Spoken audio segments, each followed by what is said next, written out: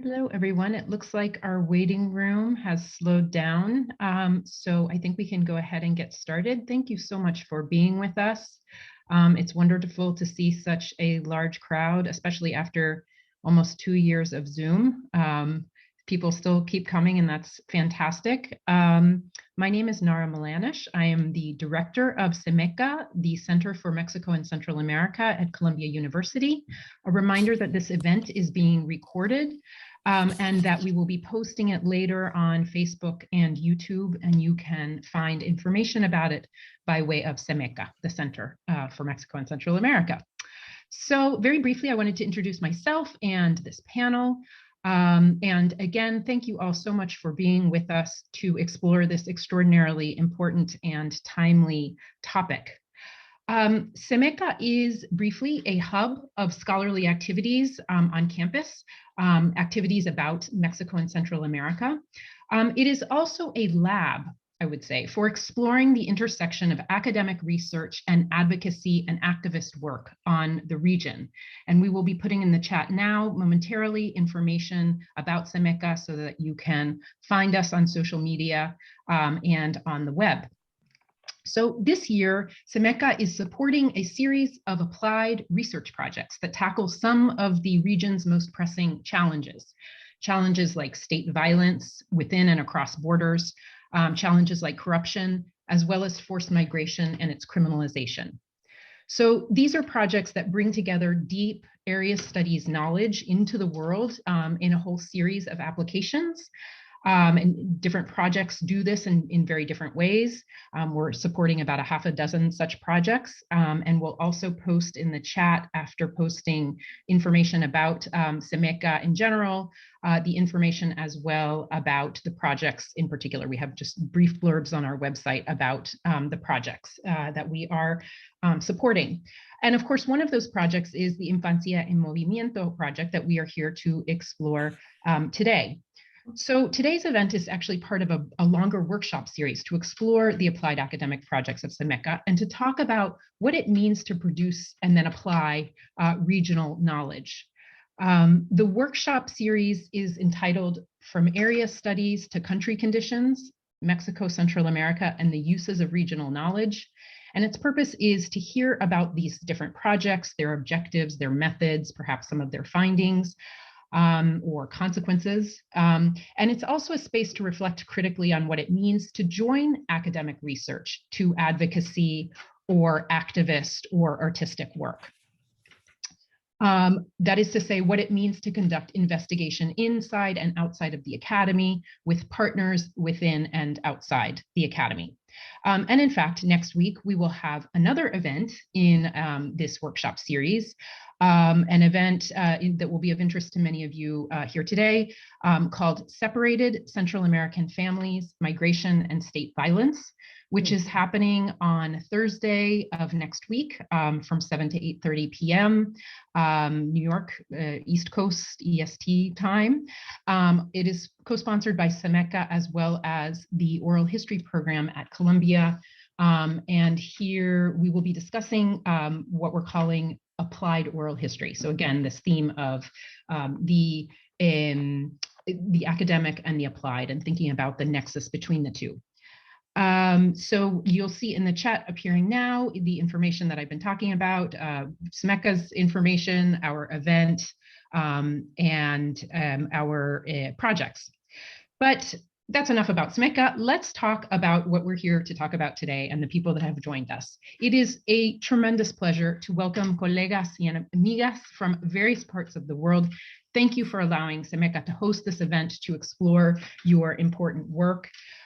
Members of this panel are an extraordinarily dynamic group of academics, activists, artists, advocates. I've had the pleasure of working with them, the opportunity to work with them and learn from them in a variety of contexts, ranging from an exhibit at the Museo del Barrio in New York several years ago, to working with them in an academic working group on children and migration.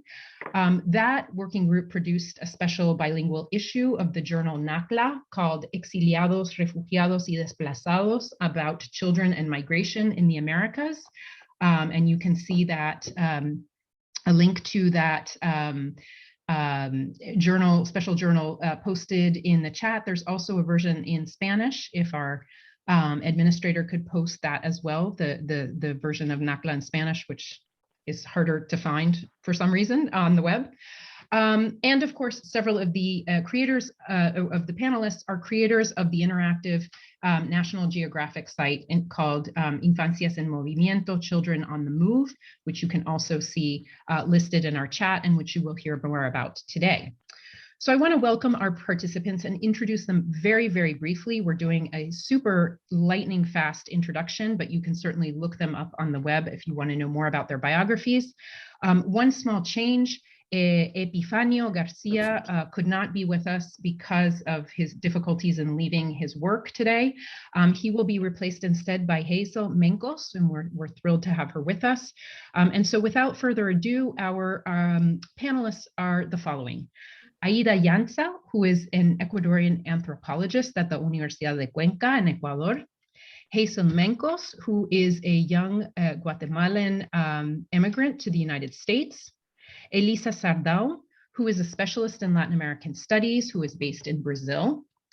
Cinthya Santos-Briones, who is a Mexican artist currently living in New York City. Soledad Álvarez Velasco is an Ecuadorian geographer and anthropologist who currently lives in Germany.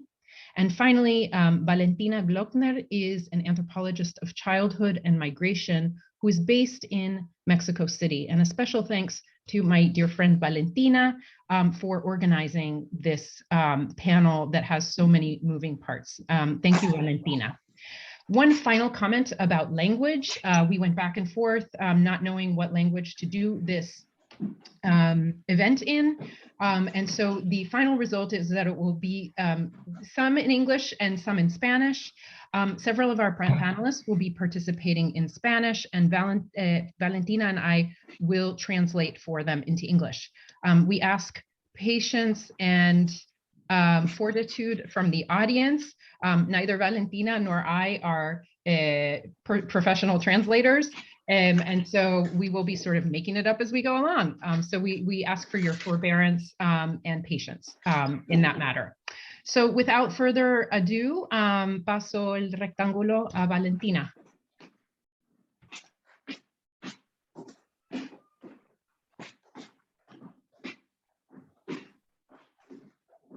And Valentina, I think you might be muted. Yes, you're muted.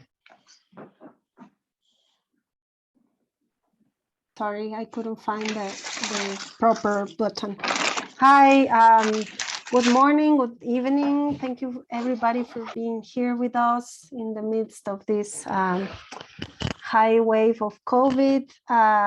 We are very, very honored and pleased to be sharing this launching of our multimedia project we've been working on for the past 3 years.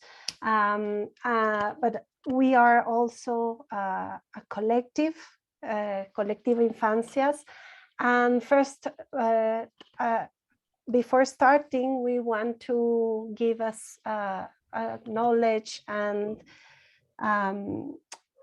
we want to say that we are honoring Araceli's life. She was a Honduran refugee girl struggling to be reunited with her mom in California, and she passed away last year.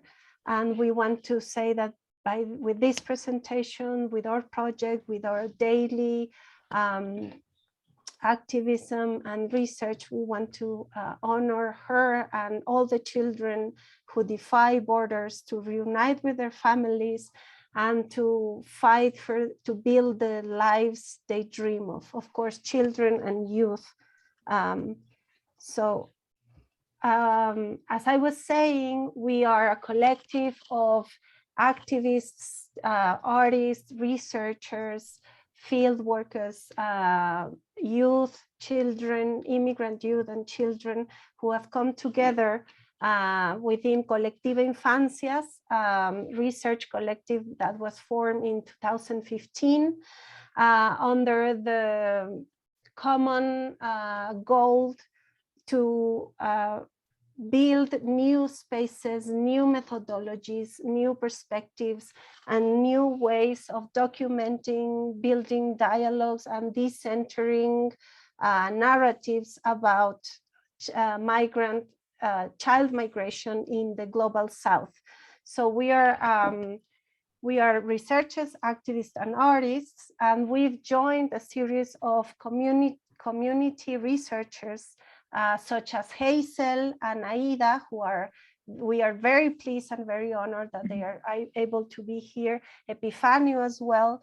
And we've been working in this multimedia to document not only Hazel's, Aída's, Epifanio's lives, struggles, dreams, and wisdom, and their own experience of immigration across the Americas, but also trying to document many other dimensions of child migration across the Americas. So we've worked in Brazil, Peru, Ecuador, Colombia, Venezuela, Honduras, Guatemala, El Salvador, Mexico, and the US to try to produce from research and ethnographic fieldwork and community research, try to produce new and different perspectives from about child migration, trying to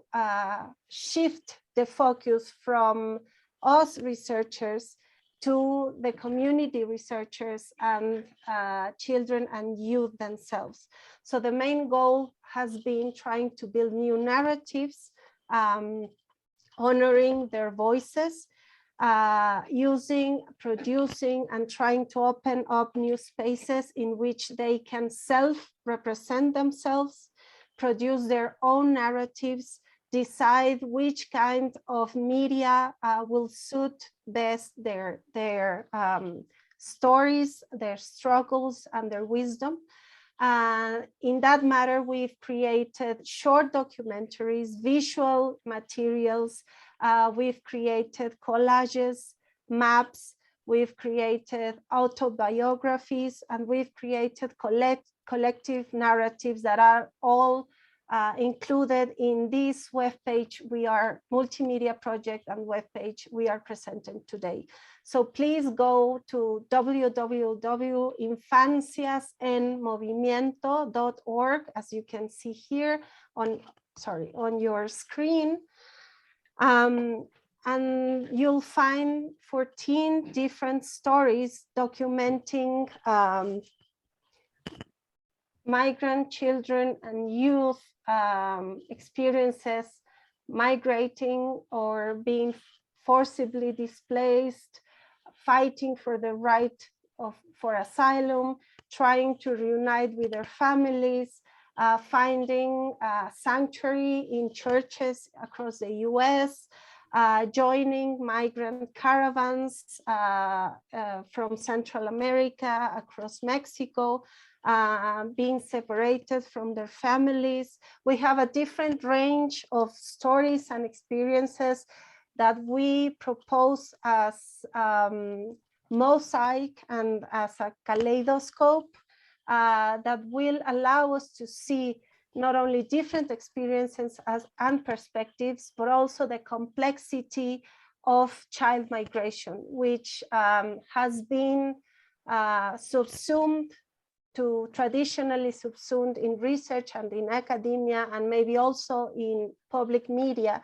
It has been subsumed as below or under adult migration. So with this, we want to specifically point out the agency and the participation and the protagonism of children and youth to make their own decisions about immigration, to build their own strategies, and to build their own dreams, their own, even sometimes their own roots across the Americas, and how, of course, this all happens in dialogue with adult experience, but also to know that child and youth migration shapes adult migration and shapes community migration. It's not just a detail of migration. Child migration is part, and it's a very important part of adult migration, community migration, within the roots, the decisions, and the strategies to migrate. Okay, Soledad?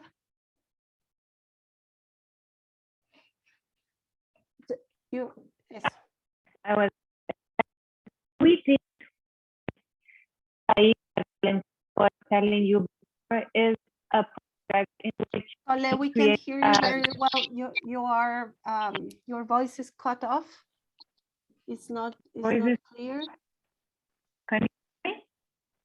No. I think it's an audio problem. It sounds like maybe the earphones aren't working. See, try without the microphone or the headphone.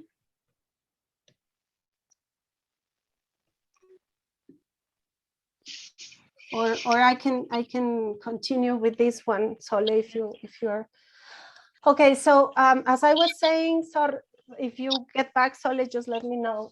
As I was saying, the whole idea of this mosaico en español, is that a mosaic is made of different pieces, right? So each piece is in itself like a work of art, and at the same time, each piece can be admired, understood by itself, but at the same time is part of a bigger picture that gets more complex, and at the same time can be it becomes more beautiful and more complex when all the pieces are put together, right? So the whole idea of this ethnographic mosaic was to show the different dimensions, the different dynamics, the different kinds of wisdom and experiences that children and youth across the Americas have, represent, reunite, and give to the world through migration.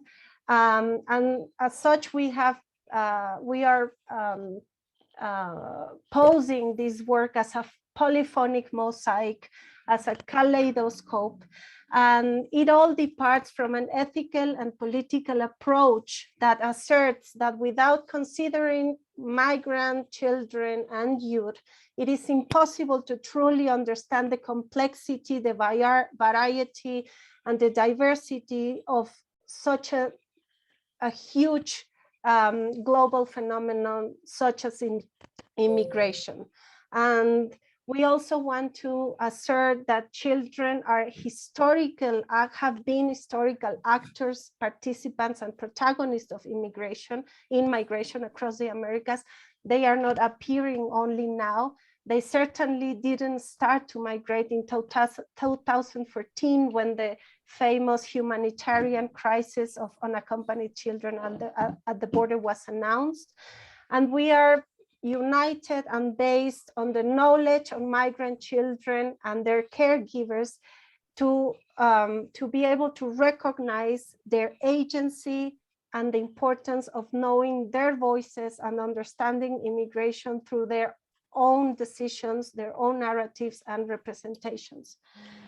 It is also stands against the historical inequality that expels migrant children and youth from their communities, and which we are trying to propose a research method, a community, a forum, and methodologies that depart from embodied knowledge and recognizing that children as agents, protagonists, but at the same time, recognizing that their knowledge is not only empirical knowledge, it's also a theoretical knowledge that research has to recognize, that is the base of very important scientific wisdom building and knowledge building. So we don't want to reduce them to empirical knowledge, but also recognize the importance of their interpretations, their points of view, their reflections, and their theoretical input. Sole, how are you doing with your audio? Would you like to? Can you hear me now? Sí, much better. Okay, nice, thank you. I had a problem with my audio. Well, just to finish this brief presentation about our project, about our mosaic, what we want to show you is something that Valentina was already telling you, that this mosaic is composed by 14 dimensions, 14 bilingual dimensions, in which each of the researchers, together with community researchers such as Aída, such as Epifanio, but also through the voices and lived experiences of other children and adolescents across all the countries that we already said, we have created this, what we call territorios, or territories that can be explored, can be navigated and browsed in our website, and you can understand more deeply what we did during our multiple use of audiovisual testimonials, but also through the narratives that we wrote. This work, the work that we are now presenting, it's a work that we truly believe that this digital archive serves for social research. It also serves for teaching and a knowledge expansion among migrant communities and multiple actors. We truly believe that public officials, NGOs, international organizations, journalists, activists, and multifarious actors that are part of the migratory dimensions across the Americas can use this information. And we hope that today you can help us to spread the word and disseminate the findings of this project that tries to capture the diversity of lived experiences and struggles of migrants across the Americas, but migrant children and their caregivers, of course. Vale. Okay, so as Sole was saying, this is a project in digital humanities, and one of the features that makes us more proud about this experiment in research, co-construction, collaborative construction of knowledge is that each dimension, which is each history, each narrative that you will see here was built in a dialogue and an attempt to build specific tools for self-representation and co-construction and collaboration. So in some dimensions, we created and co-produced documentaries. In others is in which perhaps it were younger children participating. It was drawing or theater or other participatory and artistic methodologies that gave us the chance to build the narrative, the knowledge. In others, it was maybe through WhatsApp, it was through emails that we co-constructed the narrative. In some others, it was walking or accompanying with them on the caravans and documenting the different episodes and important things that were happening through caravans. And in each narrative, I can't say we are experts at this, but we tried to decenter ourselves and open up new methodologies and spaces for this dialogue and co-construction. So you can navigate this webpage in different ways.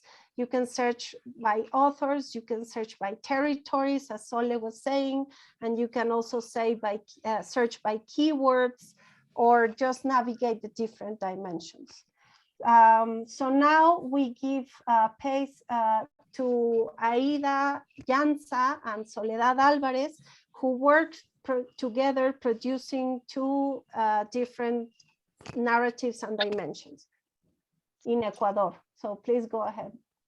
Thank you, Vale. So we, with Aída, in order to present the dimension of Ecuador, Ecuador is a country from where, since at least the 1990s, children have been migrating por el camino. This means migrating via irregularized paths or with coyotes, mostly to reunify with their parents.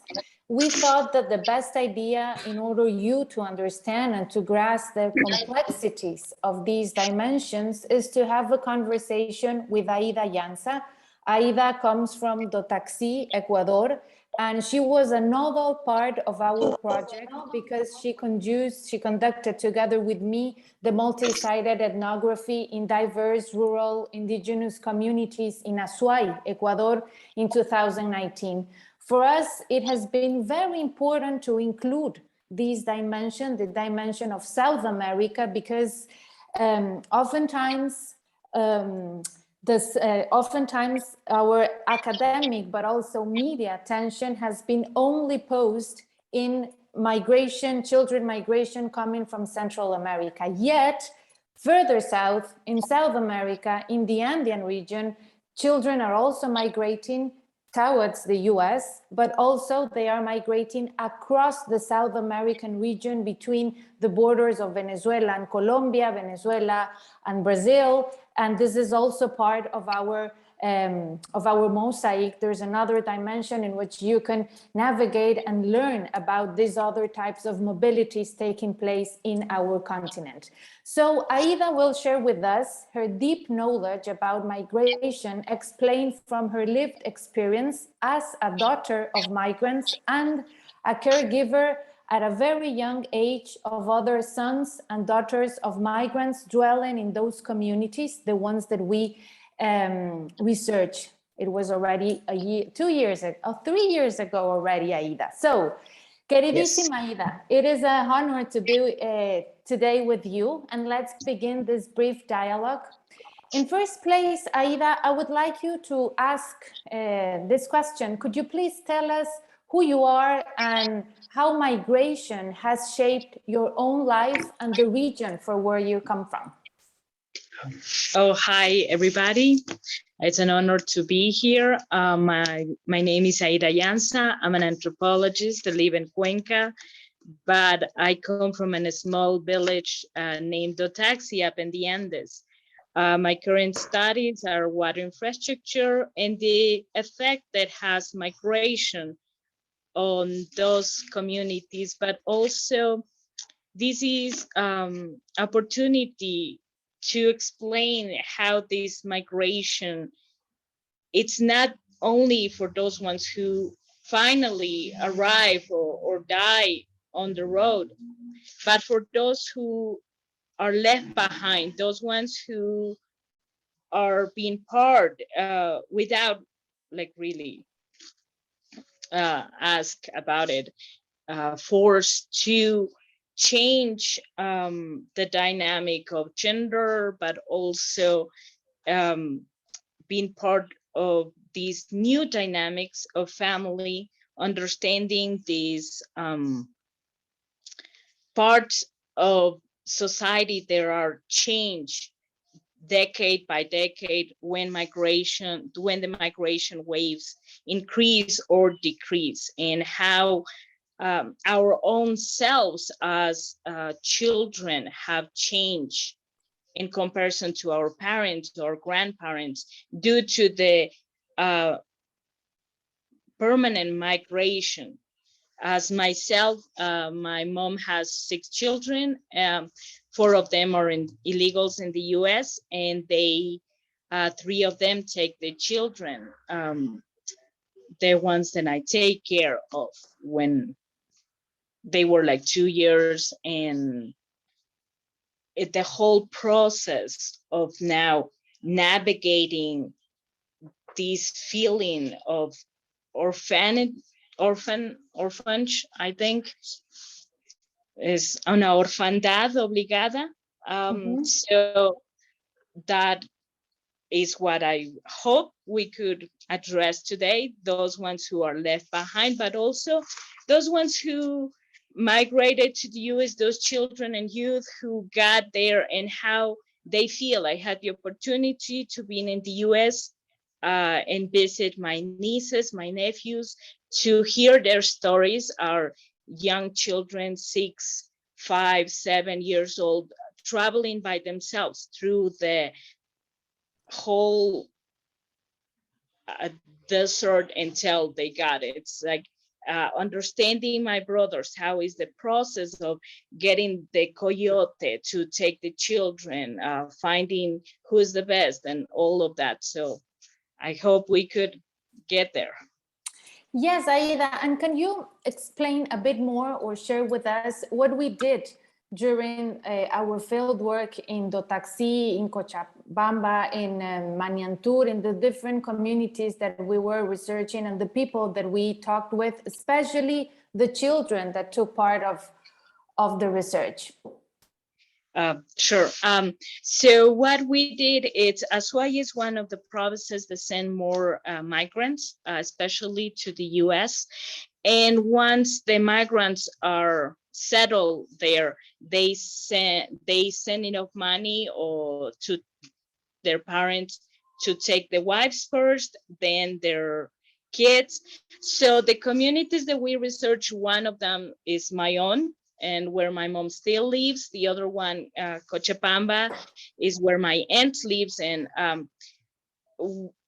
understanding from this perspective of us, the ones that take givers that were left behind, and the children who had to now navigate it by themselves because there's no government programs understanding or helping these children adjust to this dynamic of being thrown in a family. One day they just wake up and they said, okay, pack your bags, you're going to live with your grandmother, you're going to live with your grandfather, with your aunt, and with 5 more cousins, 7 more cousins.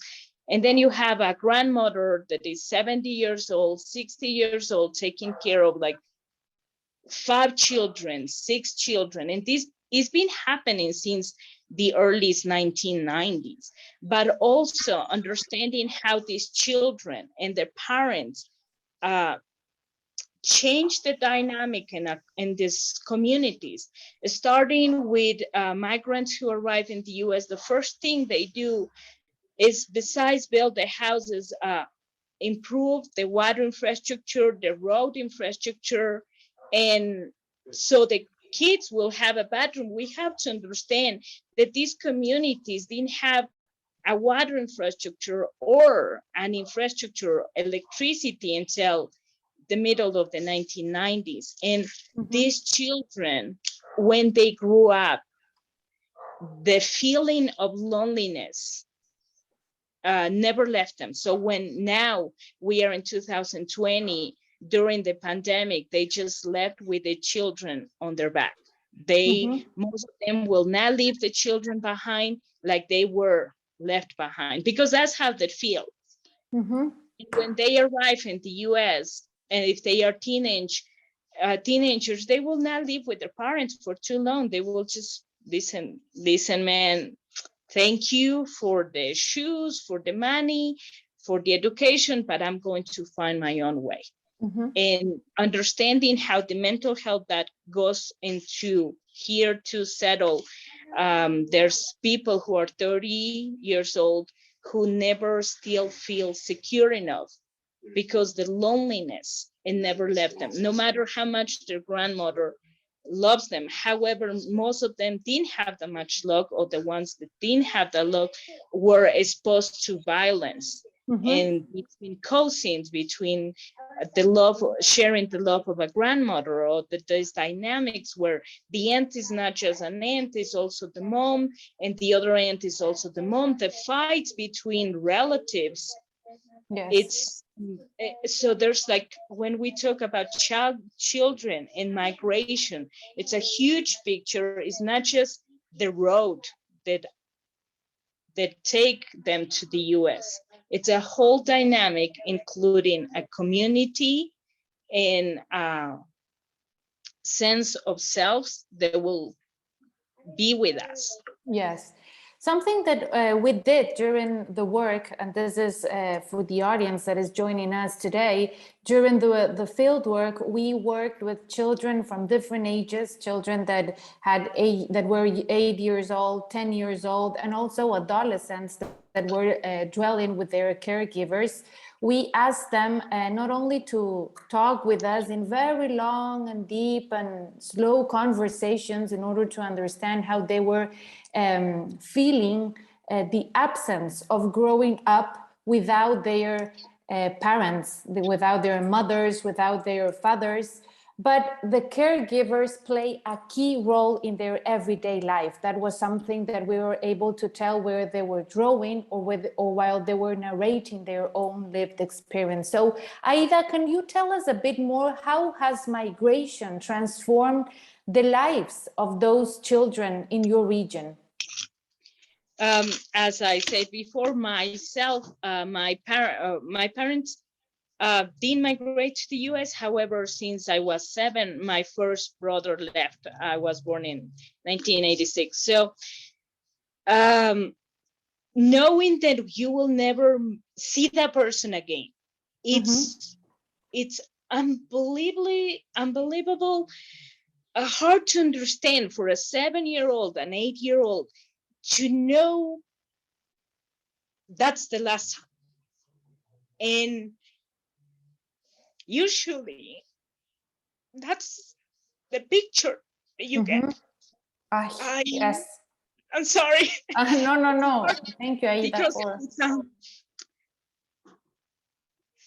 it's hard because you replay the last time you see your brothers.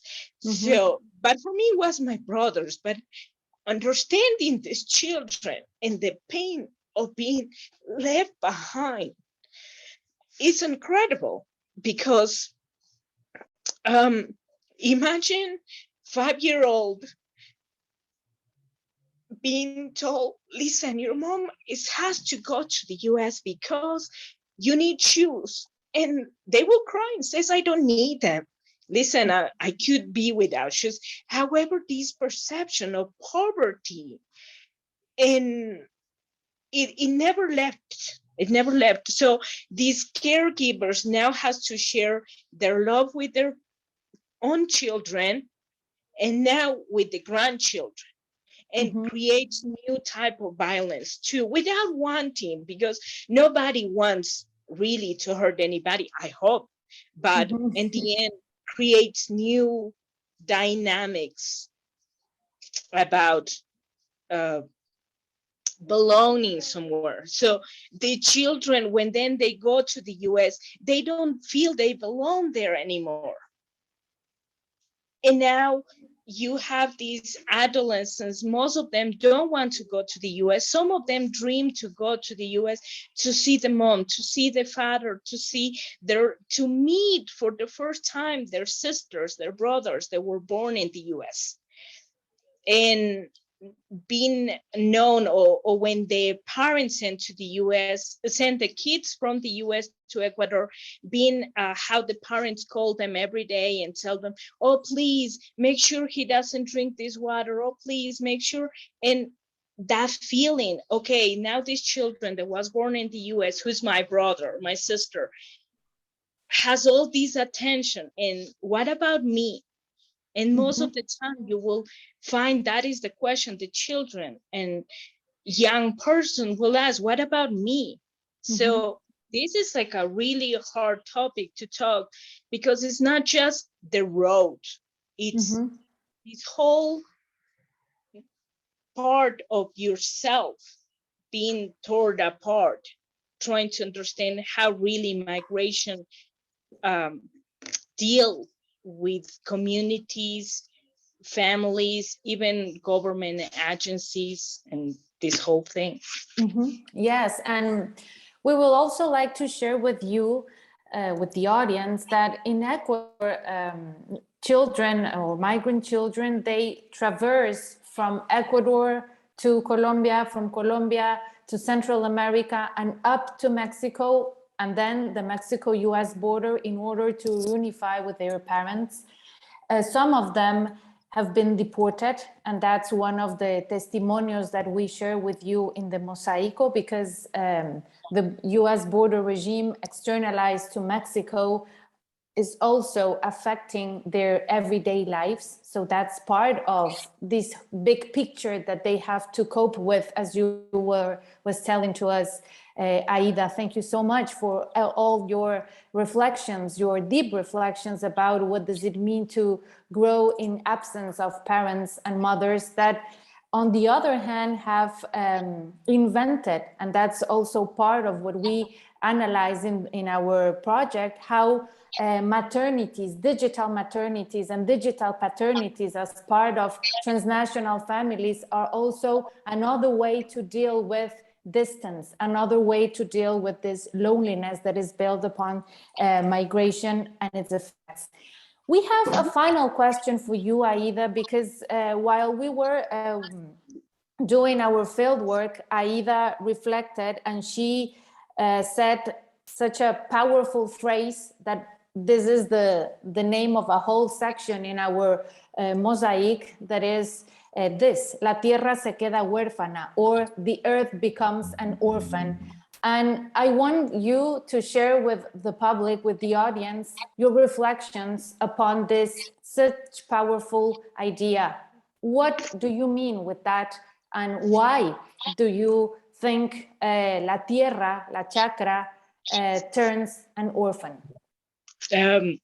Well, I think the community being an orphan is something that when an orphan always have the hope that one day something better will come out.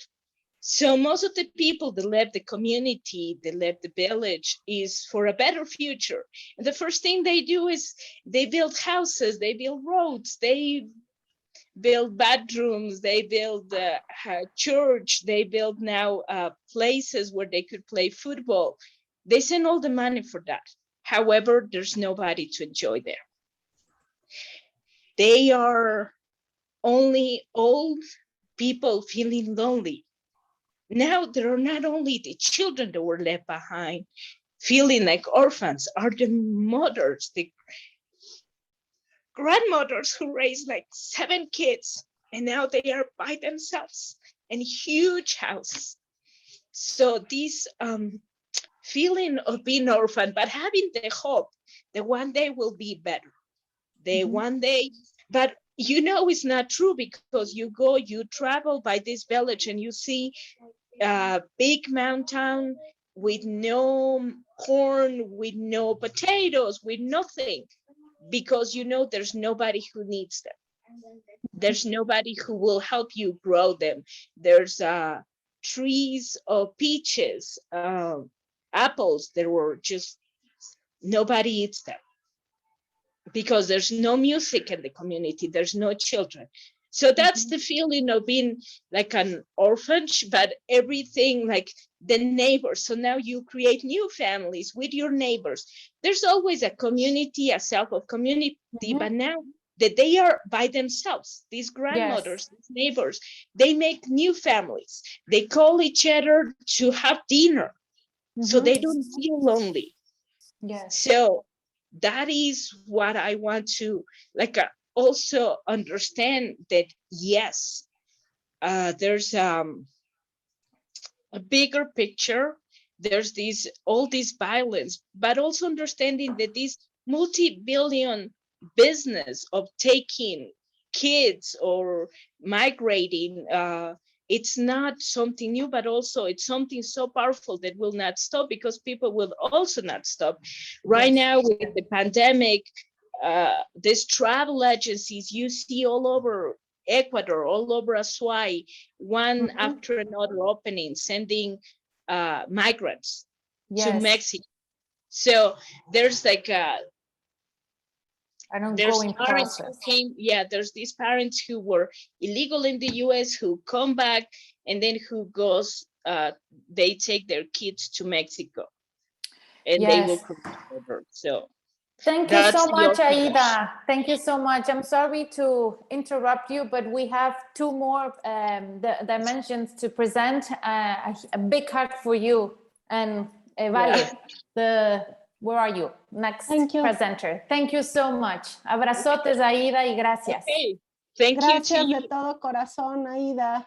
It's such an honor to be able to learn, collaborate. I mean, it was Soledad who worked very closely with Aída, while other of us were working in Brazil or Colombia and Venezuela, Mexico, Central America, or the US southern border.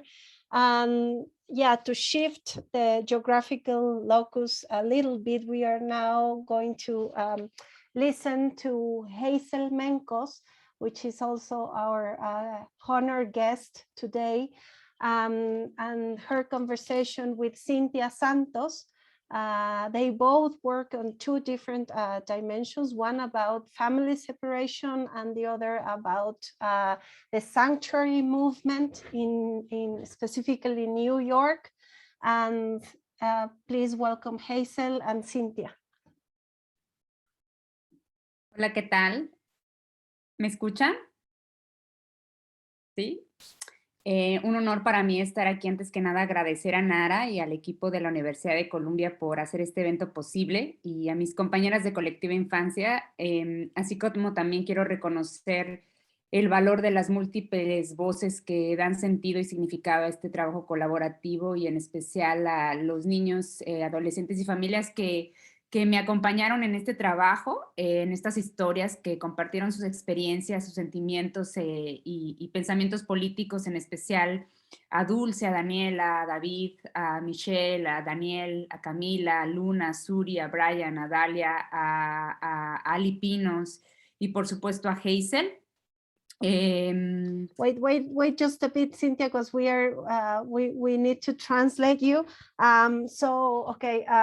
Cinthya is thanking all the children and teenagers who collaborated, participated, and took part of this project to build the two different dimensions we are mentioning, and specifically to Hazel for her role.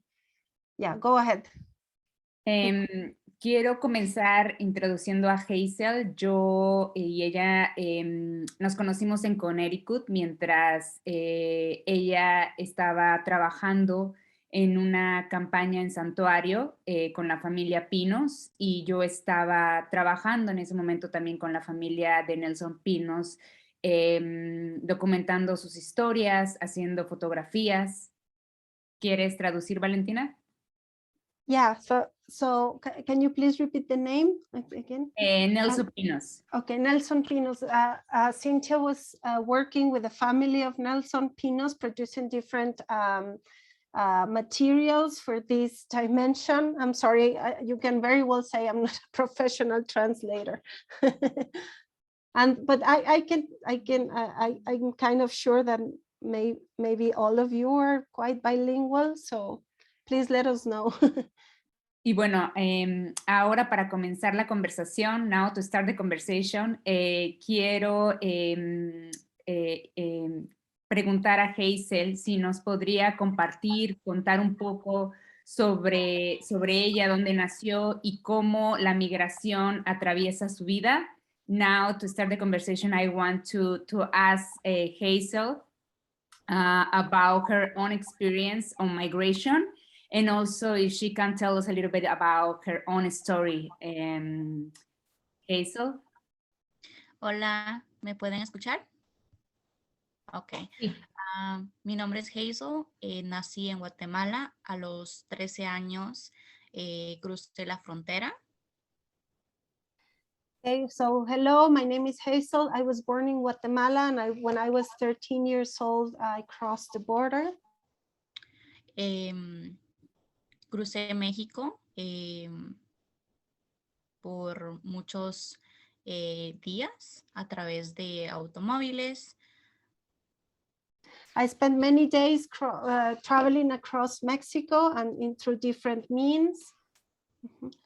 Fue una experiencia realmente horrible. Es muy traumática para uno que es un niño. I can say that it was a terrible experience, and it's very traumatic when you are a kid. llegué a la frontera con Estados Unidos y me detuvieron.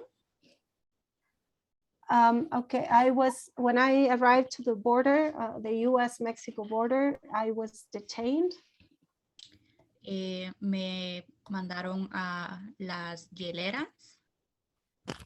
I was sent to the ICE facilities, which are commonly called hieleras.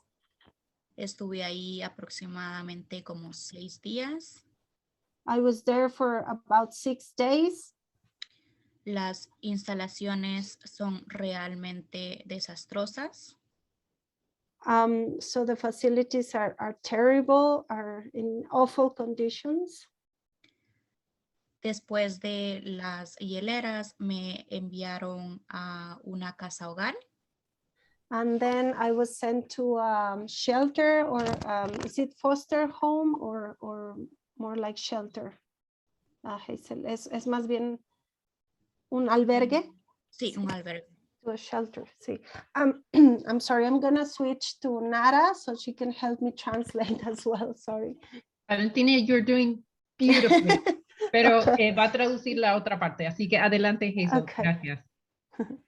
Estuve ahí aproximadamente 10 días y luego me enviaron a un centro militar.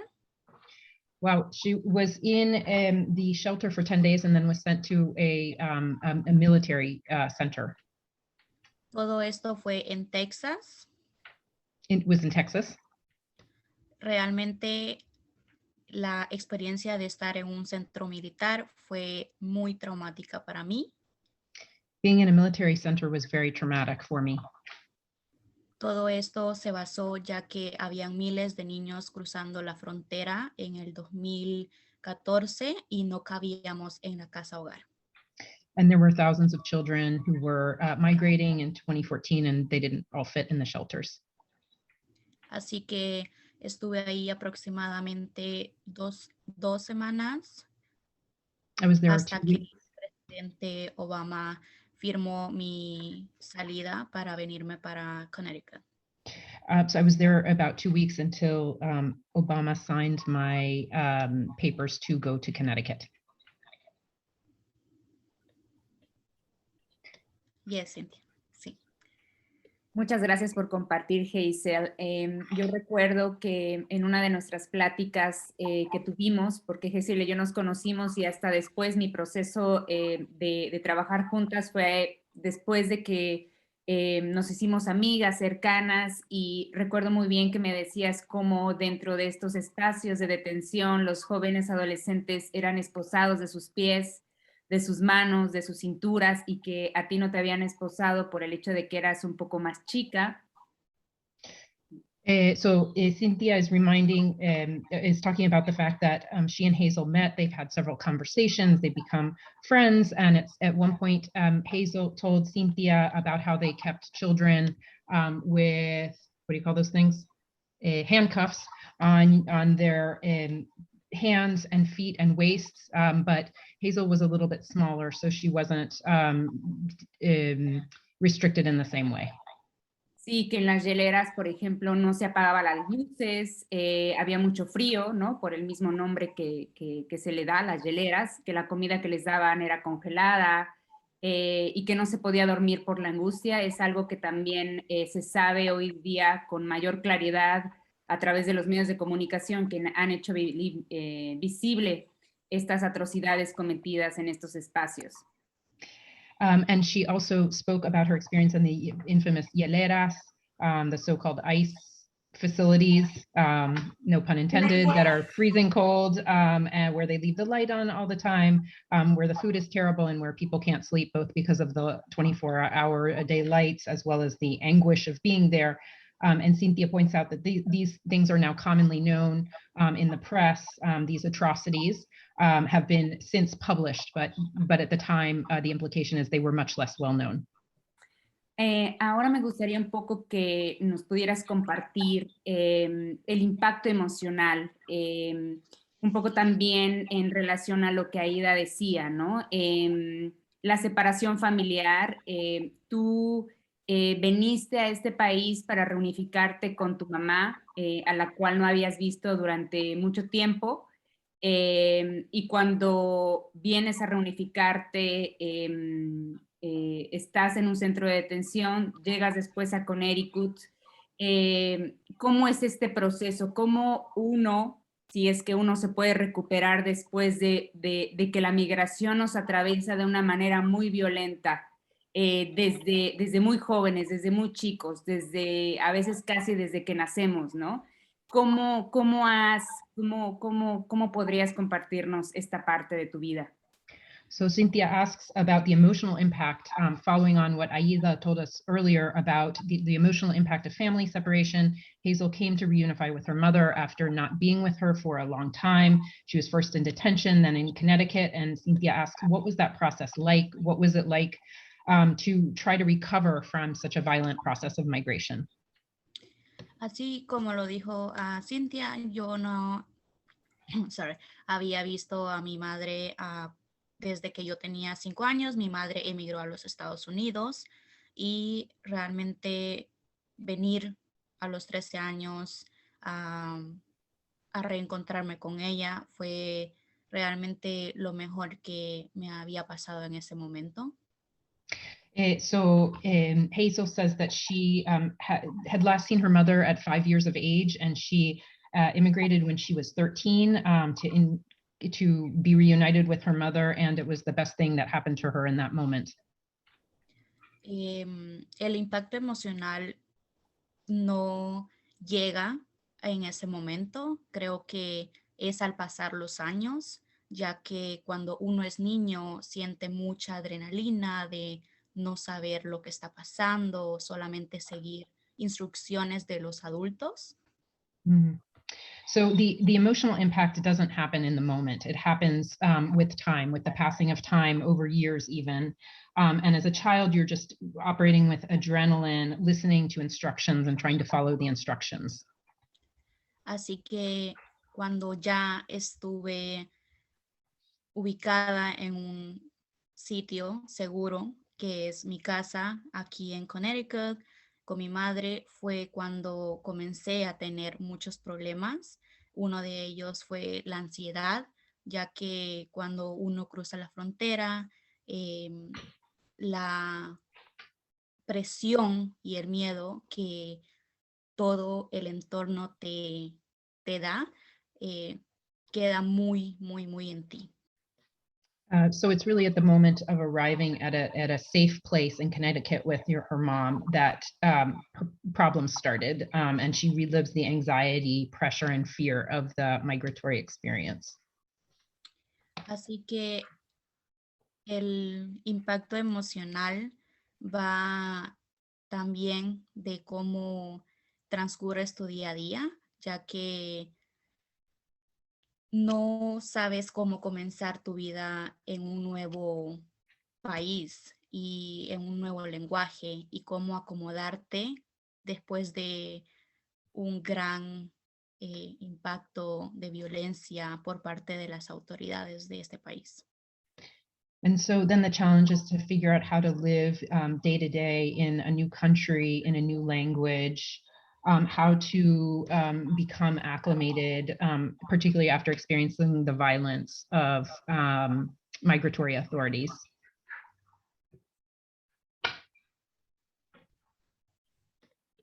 Hazel, ¿nos podrías compartir también cómo es de que cuando llegas a este país, a Connecticut, comienzas a involucrarte de una manera muy activa y comprometida con el movimiento de la lucha por los derechos de los inmigrantes, en especial Santuario, y también con gente que ha estado presa en diferentes centros de detención y cárceles en el estado de Connecticut? Could you tell us how it is once you arrived in Connecticut that you became involved in the immigrant rights movement and the sanctuary movement with people who had been in immigrant detention? Me involucré en una organización que apoya a los inmigrantes aquí en New Haven, Connecticut. Ellos me dieron los recursos para encontrar abogado, ya que no sabía los procesos migratorios que tenía que seguir después de salir de detención. So I got involved in an organization there in New Haven, Connecticut, where she received the necessary resources and a lawyer because she didn't initially know how to navigate the immigration system. Así que estuve ahí con ellos todo mi proceso migratorio, ya que no sabía cómo transportarme, no sabía cómo iba a ser el proceso de ganar mi caso. Entonces, al ver que ellos ayudaban a los demás en otros temas como injusticia social, robo de salarios aquí en New Haven, me involucré y aprendí a cómo hacer las protestas que muchas veces vemos. So they helped her with her whole case, the process of her immigration case, and she saw how they helped people, not just her, but other people dealing with other sorts of issues involving social injustice, wage theft, and how they conducted protests. Así que con el tiempo me involucré más y llegué a aprender acerca de los santuarios. Fue donde conocí a Cinthya, ya que uno de nuestros miembros que en ese entonces estaba en santuario iba a ser deportado y estuvimos en lucha casi más de 2 años para que pudiera tener un espacio seguro en una iglesia aquí en New Haven. So she became involved in the sanctuary rights, and that's how she met Cinthya. She was involved with helping a member of the organization who was in sanctuary, who risked deportation, and it was a 2-year-long fight to secure a sanctuary in a local church in New Haven for this individual.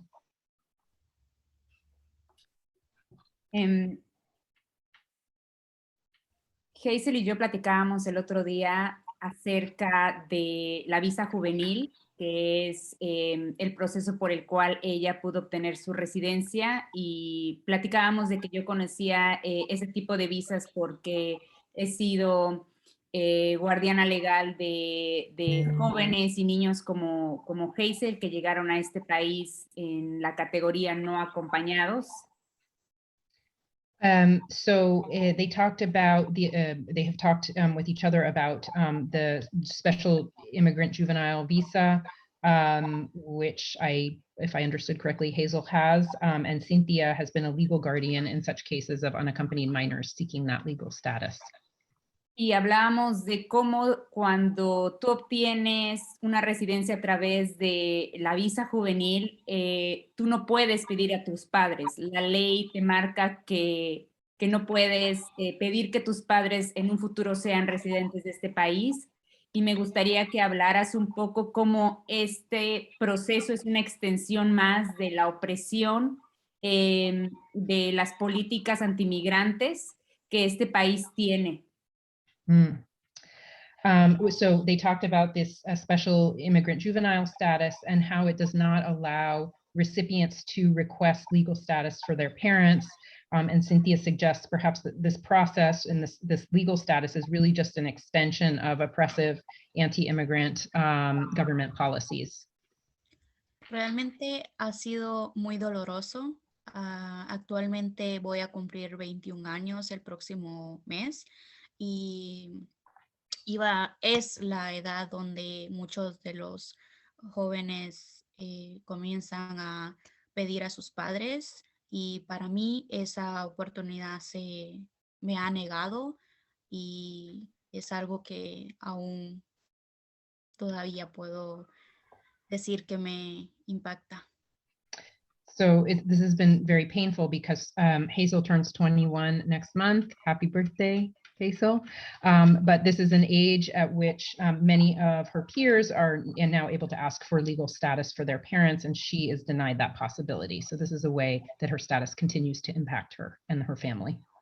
Mi madre tiene más de 10 años en este país, ha trabajado en empresas con muchísima explotación, ganando literalmente $6-7 la hora, y no poder apoyarla después de todo este tiempo me hace tener un gran peso encima, ya que yo por tener los documentos entre paréntesis buenos, no tengo que tomar las riendas de mi casa cuando no debería de ser así.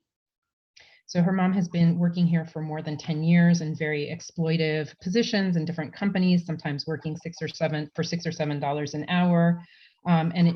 Hazel feels a great weight that she's not able to support her mother. She has good documents and yet has to kind of take the reins herself and is not able to help her mother. Así que tener el privilegio de tener una residencia no es de todo feliz, como muchos miran en la televisión cuando uno obtiene la residencia. Siempre el sistema va a deshacer toda felicidad en las familias inmigrantes. So even the privilege of residency isn't all happiness and flowers as seen on TV. It's a system that really denies happiness in an instance like this. Hazel, y por último, me gustaría preguntarte, ¿qué recomendación le harías tanto al movimiento de justicia migrante por un lado, como a académicos, investigadores, periodistas, documentalistas que escriben sobre infancia e migración? ¿Cómo podemos acercarnos a estas historias sin revictimizar, sin explotar narrativas, sin comercializar o mercantilizar estas historias? ¿De qué manera nuestro trabajo puede servir para que personas que tienen estas experiencias de alguna manera no solamente puedan ser más escuchadas, sino que estos trabajos puedan ayudar de alguna manera a cambiar leyes, por así decirlo? Quizá hablo de una manera muy utópica. Cinthya asks Hazel what her advice is to academics, to researchers, to documentarians, to journalists who write about children and migration. How should they go about doing that? How can they write about these issues without re-victimizing children, without commercializing or exploiting their experience, and in a way that makes an impact, for example, by changing laws, perhaps in a utopian vision?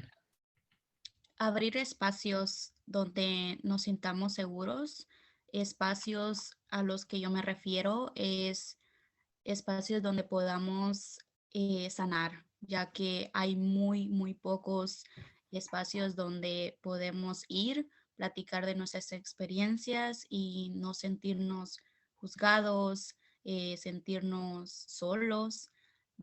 Así que deberíamos de crear espacios específicamente para esto, ya que sabemos que las injusticias en este país hay muchas, pero también es importante cuidarnos mentalmente, y es algo que actualmente ando en busca porque llevo muchos años trabajando con ayudar a personas en diferentes problemas en la comunidad, pero no encuentro espacios para mi sanación y espero poder encontrarlo. Hazel suggests that these different people doing research and writing about these topics should aim to open safe spaces or places where young people can heal, where they can talk about their experience, where they don't feel judged, where they don't feel alone. There are lots of injustices in this country, and Hazel herself has worked a long time helping others, but she doesn't find a space where to take care of her own mental health. Healing spaces is something that's very hard to come by for young people like her. Muchísimas gracias, Hazel. Thank you very much, Hazel. I want to switch a little bit about the dimension of sanctuary. I would like to start showing the video that I made in collaboration with Dulce Carvajal. In that period of time, she was 10 years old, and we were in collaboration. She wrote about her experience living in Sanctuary, living as a refugee in a Sanctuary church in Manhattan with her brothers and mother, Amanda Morales. And her writing and photos were published in the Nation magazine, and together we create a piece, a multimedia piece. So I would like if we can watch the video, and maybe in the Q&A we can comment about it. Maybe if you can put it like the whole screen, Vale, is in the Sorry, you're not seeing the whole screen? No, we are, Oh. yeah, in. Sorry, because there. but do you see the video, right? I see the video, Yeah. but not the whole screen. Thank you so Because much. now I'm seeing it in the whole screen. Now it's okay? Yeah, or but no? you can put the whole screen, I think, in the right. Sí, I ya lo puse, pero no lo estás viendo completo? no, I don't know if all the people see the same like myself. Because I can see the whole screen. But let's go on. Yeah, It's okay. Okay. Yeah, if you See? choose in the view at the top of your screen, if you choose to fit the screen as opposed to 100%, you can see it. Okay. Okay, so. She had a mom who was going to get deported because of Mr. Trump. He doesn't want people who don't have papers. Volume, pump it up. The mom was going to go to New York City to go to the court, but she didn't go because she knew she was going to get Vale, puedes alzar el volumen. church with her 3 kids Better? named Dulce, Daniela, and David. We're going to start the video from the beginning because we couldn't hear any audio. But the younger ones didn't. Sorry, what? I think we might need to start the video from the beginning because we didn't get the audio. Okay, good. Once upon a time, there was a girl named Dulce. She had a mom who was going to get deported because of Mr. Trump. He doesn't want people who don't have papers for the United States. So on August 17, the mom was going to go to New York City to go to the court. But she didn't go because she knew she was going to get sent to Guatemala. So she decided to go to a church with her 3 kids named Dulce, Daniela, and David. The oldest one, that was Dulce, knew a little bit more about what was going on, but the younger ones didn't really know that much. But actually, the youngest one is 3, that is David, and the medium one is 8, and that's Daniela. So the medium one did know a little bit. When they got there, they were kind of scared and surprised that the church was kind of big and looked kind of scary. The ladies that worked there showed them the room that they were going to stay in. They were happy, but when it was time, their dad left. The oldest one started to cry because she was going to miss her dad, because she gets emotional easy and because she was sensitive. She cried a lot, but the ladies in the church told her not to cry. She was going to be fine, so she calmed down. She was super sad. When they were sleeping there, the kids were kind of scared, but mostly the oldest one because she really missed her dad. She wished he was back home. Now they are there for 6 months, and the oldest girls go to school, and the baby stays home with his mom. The oldest one likes writing and reading and being with her friends.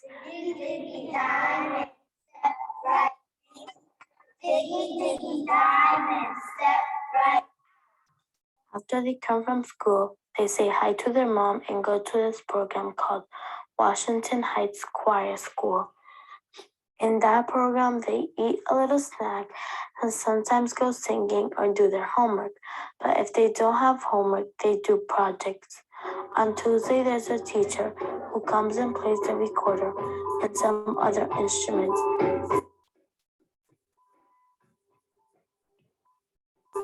After the program, they eat while watching their tablets. Then they go to take a shower, read a book, or watch the tablet. Then they go to sleep. George is playing with Dino Raw in the garden. Don't play too roughly with Dino Raw, George. He has moving parts and might get broken. Now there was 3 birthdays in the church. The first birthday was Dulce's birthday. Dulce thought they would not do nothing for her birthday because her mom couldn't buy anything for her because she can't get out of the church. So her mom brought her downstairs into her room and people sang happy birthday, cut the cake. Kids got goodie bags, played games, and ate. The second birthday was the mom's birthday. And the third birthday was David's birthday. There was balloons, piñatas, they put candy in the piñata. There was also face masks with sticks of Mickey Mouse and cake, listening to music, eating food, and also eating a lot of candy. David's birthday was really fun.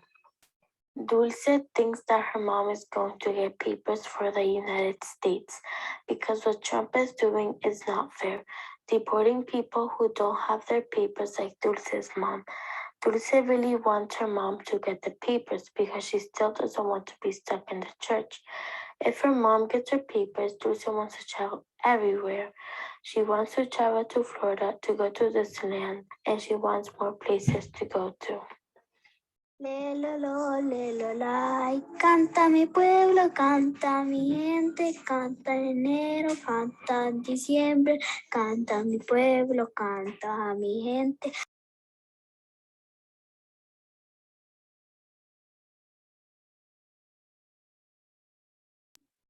Thank you so much. Cinthya, would you like to round up or share anything else? Or Hazel, maybe? Okay, maybe not. Thank you so much. Maybe we can talk or have more conversation with the audience afterwards. Perfect. Thank you. So now we are coming to our final panelist, Elisa Sardao. She's here with us from Brazil. Well, some of us have kids and babies, so please expect some baby hijack.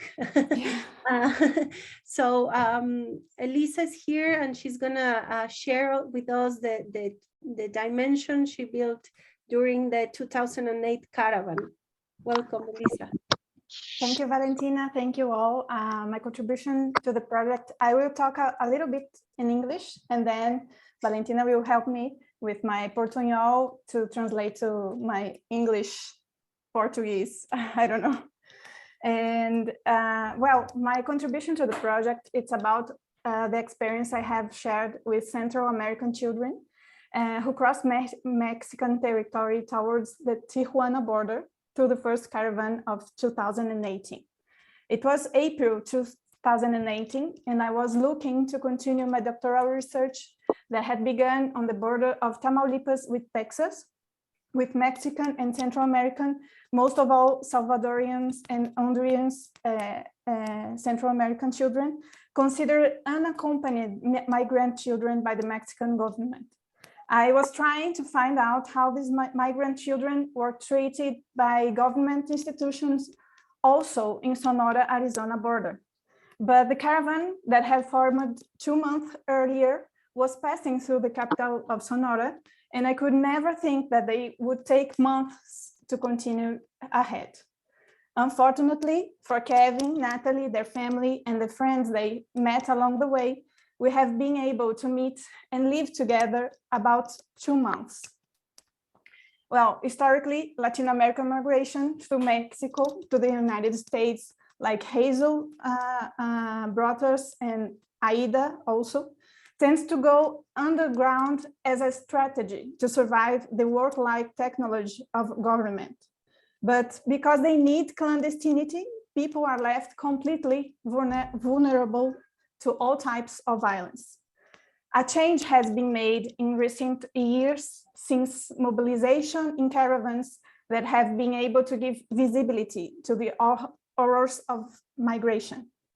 This is how the Great Caravans has been formed, which today takes space on the front pages of the newspapers. To each caravan, these migrants subvert the social order that discard their bodies and their lives. With children, this insurgent turns in very evidences. Faced with an increasingly strong trend that led even younger children to migrate alone with coyotes for trips in trailers, is the most varied conditions, but always with violence. The children of the caravan, on the other hand, traveled with their parents, making visible that migration is a threat that connects generations through the Americas. So Kevin, with 10 years, do you hear me? Yeah. Okay. Kevin, with 10 years, and Natalie are siblings who came with their parents and a little sister from El Salvador after their mother had been kidnapped by gang members and their father had tried to cross the border but was trapped by the USA patrol. They began the journey without they knowing that there would be any way to achieve the attempt, perhaps that there was going to be the largest caravan up to the point. For the first time, the caravan reached more than thousands of people. When they left home, Kevin and his family had no money to pay coyotes or even a plan for how to make the crossing with the whole family. Climbing the beast more and more every day seems to be a possibility, but always a violence and a threatened possibility. And now I ask Valentina to translate me, please, because it's hard. Cambiamos a español. Sí, por favor. Entonces, Kevin y Natalie estaban en la primera caravana de 2018 cuando yo he podido conocerlos. And so Kevin and Natalie were traveling on the 2008 caravan when I met them. Y fue muy distinto lo que me decían de lo que es ser migrante frente a los otros niños que había encontrado en Tamaulipas, Texas, que eran niños que estaban en centros de detención de México y que eran considerados no acompañados. So the experiences and knowledge that Kevin and Natalie were transmitting me were very different, starkly different from what children in detention in the Tamaulipas, Texas border had previously shared with me. Por primero, la primera charla que tuvimos y que no era necesariamente una charla como una entrevista, yo había preguntado a ellos como un juego, porque a ellos les gustaba hacer los juegos como si estuvieran con periodistas de la tele. Okay. So the first chat we had, we invented this play that imitated a game that they really liked to play, which was pretending they were reporters from TV. Y entonces yo les pregunté lo que era ser migrante y por primera vez un niño, en este caso Kevin, me dijo que migrar, o sea, ser migrante, tenía alguna conexión con los derechos de defenderse. Entonces fue lo que me dijo. Migrante es defender a las personas para pasar a otro país. Entonces, por primera vez, eso se mostró una conexión entre migrar y tener derechos. Okay, so in this conversation and in this exercise, was the first time I asked them, what does it mean to be a migrant person? What does it mean to migrate? And they expressed their opinion linking migration, the act of moving, of migrating, to defending the right to move across the countries. Entonces, la caravana, y eso es un puntito, pero en todo el tiempo que estuvo con los niños de la caravana, ella nos muestra que la movilización es clave en este trayecto. So it was a specific moment of the caravan. She has previously explained that they were kind of stuck up in Hermosillo in the border. And it was a specific moment in which the children were becoming very conscious that migrating was specifically linked to defending your right to move. ¿Lo estoy diciendo bien, Elisa? ¿Sí? Perfecto, mejor que yo. Entonces, lo que nos traía Hazel de la necesidad de movilizarse por sus derechos después que ya está en Estados Unidos, eso se está pasando con la gente que está en la caravana y cada edición cada vez más gentes, porque movilizarse, hacerse visible es una estrategia de insurgencia para sus derechos de migrar y pasar a otro país, como nos decía Kevin. Oh my goodness. Okay. So you can tell, I'm sorry, Elisa, if I bring a bit of I was there, kind of there with you in this moment. So in this moment, you could tell that the children had this perspective because they were in the caravan, no, they were part of the caravan movement, and it was gaining this, this popular movement. It was gaining consciousness that it was really important to defend the right of moving, akin to what Hazel shared with us before, right? Perfecto. Sí. Elisa. No, está bien. I think La próxima diapositiva ya está.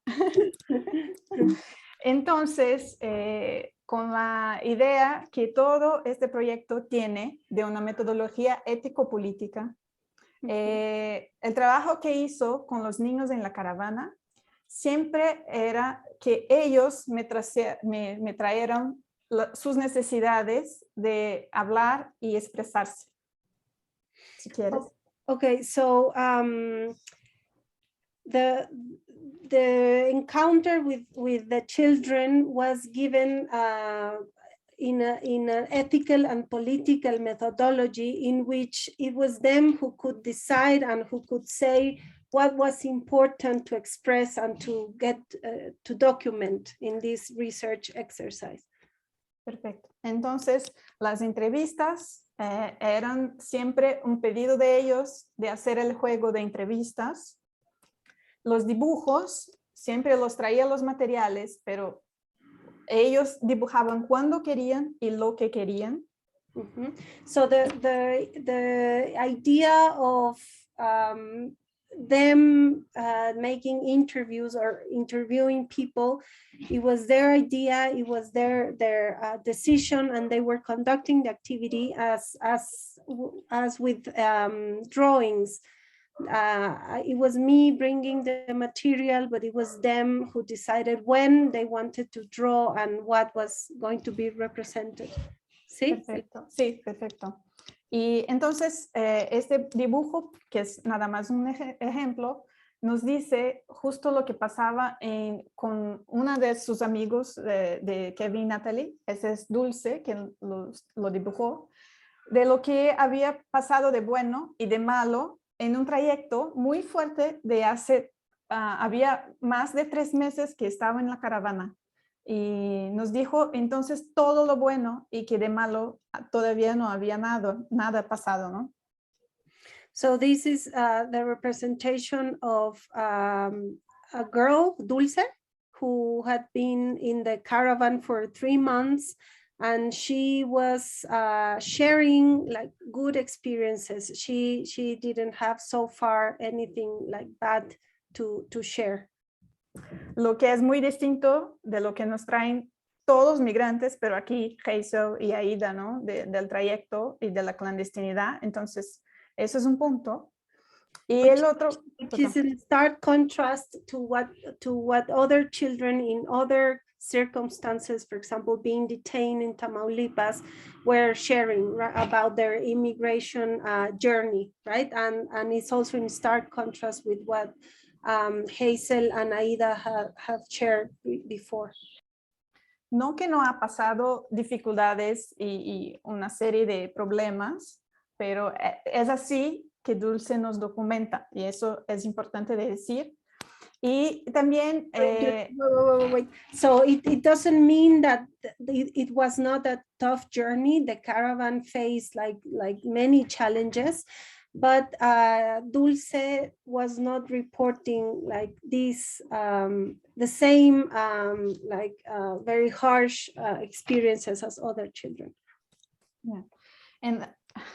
Y yo tuve también la oportunidad entonces de tener la idea de ellos de hacernos un cortometraje, que el guión, la dirección y cómo grabábamos, todo eso les fue pensado por ellos y a quien les interesa está justo en la página de Infancias y Movilidad. Los invito a ver. A ver, dale. As part of this exercise, we decided to produce a shortcut, and it was them who directed to decide the topic, who even filmed and built the story. And I invite you to see this shortcut in the Infancias en Movimiento, www.infanciasenmovimiento.org. You can watch it there. Perfecto. Sí. Y yo le dije mal, perdón. Entonces, lo que quiero traer aquí nada más es lo distinto que los niños pueden decir, hablar, dibujar y contar de su manera, a su voz. No he podido traer aquí Kevin y Natalie, desafortunadamente, sería padrísimo. Pero ahí están sus historias, sus vidas, los que querían nos contar en su trayecto por la caravana. Es eso. So you can go to Hermanos en el Camino, or sister and brother on the road, to consult the experiences, the narratives, and the stories that Kevin and Natalie wanted to share on their experience on the caravan.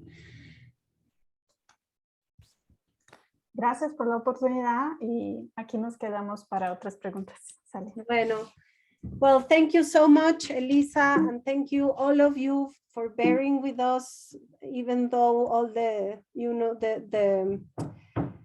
we are not expert, we are not native speakers, we are not experts in this translation, but well, that's what immigration and the encounter of different cultures, languages, and life circumstances brings and enrich us. We finally want to acknowledge the National Geographic Society for supporting this project, for financing this project. We most of all want to thank every single kid, teenager, family, grandmother, grandparent, caretaker, and community researchers such as Aída and Hazel, Epifanio, Denilson, Gerson, every single kid and youth who took part of this. This is owed to you. We owe the privilege of being able to say something, to narrate about this. We owe this privilege to their trust and their absolute insightfulness and sageness. So we want to please invite you to make any comment or any suggestion or question on the chat.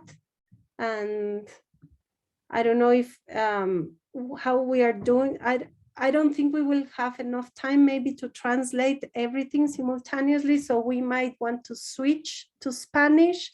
And apologize if any of you are not Spanish speakers, but we can certainly get in touch with you through email if you have any queries, any questions. But yeah, these are the challenges of bilingualism. And I kind of think many of you will perfectly speak Spanish. So we have a question. Nara, do you want to please help Sure. us? Ok, tenemos una pregunta de María Parra que pregunta si las investigadoras podrían compartir la metodología que usaron para organizar el proyecto multimedia. La metodología. Ok, me imagino que la metodología no para investigar, sino para organizar el proyecto. Ok, pues fue una metodología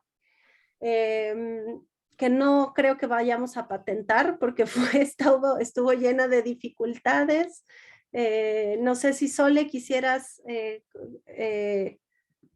compartir algo ahí. Bueno, Elisa, Cinthya. Vale, perdón. Bueno, María Luisa Parra, acá desde Boston. Muchísimas gracias por esta increíble presentación y proyecto tan hermoso. Y me imagino que todo sale de su investigación etnográfica. Y que bueno, por eso no pregunto por esa parte, sino por la parte de multimedia, ¿no? Sí, contémosla ahí entre todas, porque este proyecto, María, el ensamblaje de la página web fue quizás uno de los challenges más duros. Contamos con el apoyo directísimo de un grupo genial de desarrollo de contenido digital, hackeo cultural, y la visualización y la configuración del mosaico surgió a partir de un proceso muy colectivo donde cada una de nosotras puso una voz de cómo pensábamos que podíamos configurar una página web que muestre esto que nos interesaba, que es este mosaico de ideas y una polifonía de voces para mostrar las distintas migraciones. Como dice la Vale, sin duda fue uno de los puntos más difíciles, que patentar va a ser duro porque nos dimos cuenta que, hacer un proyecto multimedia digital transnacional es un verdadero desafío. Cada una estaba en otro momento, otro espacio, y creo que la generación que nos sigue a nosotras, y ahí te cedo la palabra, Vale, Elisa, Cinthya, son muy hábiles para captar cómo el mundo digital puede potenciar lo que nosotras íbamos escribiendo en etnografía. La Cinthya también hizo ahí un aporte enorme en términos de visualización, como vieron sus fotos y su creatividad, pero sí, el trabajo fue con este grupo y creo que ese es un aprendizaje, juntar disciplinas y juntar aprendizajes. Vale, chicas. Sí, pues solamente a eso sumar que fue muy difícil y fue posible superarlo gracias a que teníamos el genio increíble de hackeo cultural. Son un colectivo de jóvenes millennials que por supuesto son mucho más hábiles que nosotras en toda la construcción multimedia, y para nosotras fueron unos aliados y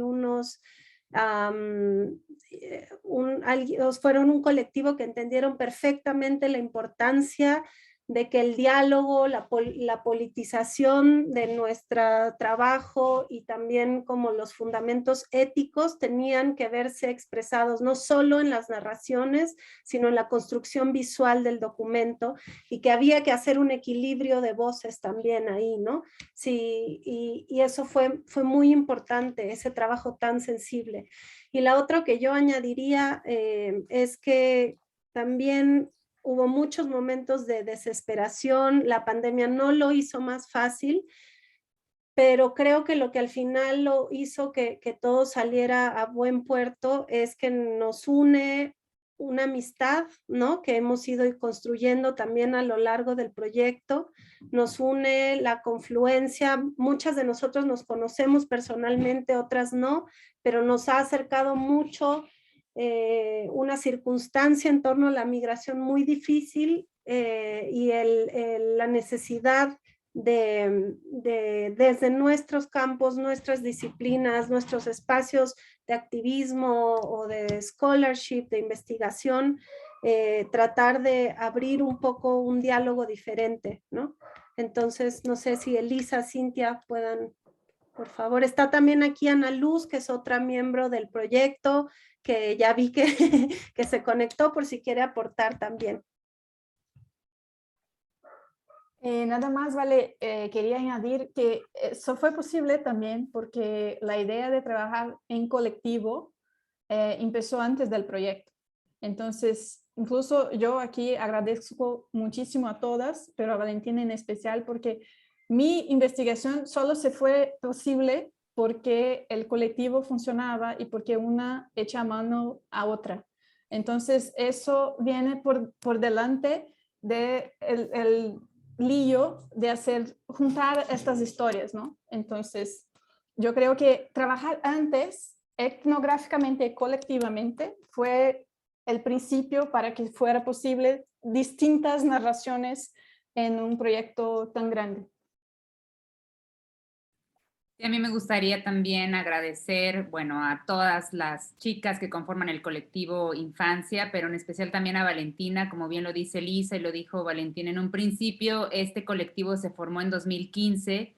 Yo a Valentina la conozco porque me formé como antropóloga y etnohistoriadora y trabajamos juntas en el Instituto Nacional de Antropología e Historia, entonces sabía de alguna manera de técnicas de investigación etnográfica porque por 10 años lo hice, ahora me dedico más al ámbito visual y creo que cada una de nosotras viniendo de las ciencias sociales, pero también estando interesadas en nuevas metodologías, nuevas formas para contar este tipo de narrativas, pues eso hizo que, como decimos coloquialmente, ¿no? Dos cabezas piensan mejor que una, entonces eso hizo que este trabajo confluyera, que este trabajo pudiera ser presentado hoy en día, se convirtiera en un espacio digital de discusión, de conocimientos, en un espacio de compartir.